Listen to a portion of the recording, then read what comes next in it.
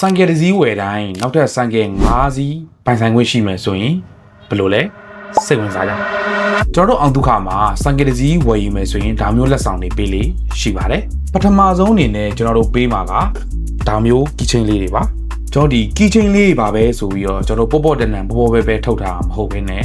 ကျွန်တော်တရုတ်ပြည်ကနေပြီးတော့ကျွန်တော်တို့ဓာတ်ရိုက်မှာပြီးတော့ quality အကောင်းစားတွေကိုပဲကျွန်တော်တို့သုံးပြီးတော့လက်ဆောင်ပေးတာပါနောက်ထပ်တစ်ခုအနေနဲ့ကျွန်တော်တို့ပေးတာကတော့မိုးကာပါမိုးကာအကြောင်းကတော့ကျွန်တော်တို့ထူမိတ်ဆက်နေကြရတော့မလိုတော့ပါဘူး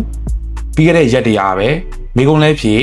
မိုးကာလဲယူအောင်ဒုက္ခနဲ့အတူတူဆိုတဲ့အစီအစဉ်လေးမှာကျွန်တော်တို့မိုးကာလေးတွေကိုမိတ်ဆက်ပေးထားပါတယ်ဒါအပြင်ကျွန်တော်တို့မိုးကာမှမဟုတ်ဘူးပေါ့နော်ကျွန်တော်တို့ဒီမိုးရာသီဖြစ်မိုးရာသီဆိုရင်တော့ကျွန်တော်တို့မိုးကာပေါ့နေရာသီဆိုရင်တော့ကျွန်တော်ထီးလေးတွေပေါ့ဆောင်းရာသီဆိုရင်တော့ကျွန်တော် trust လေးပေါ့ဗျာအဲ့ဒါမျိုးလေးတွေယာတီလိုက်သက်ဆောင်ပေးပါတယ်ကျွန်တော်တို့နောက်ထပ်ထပ်ပြီးတော့ပေးတာဒါမျိုးကူပွန်လေးတွေပါ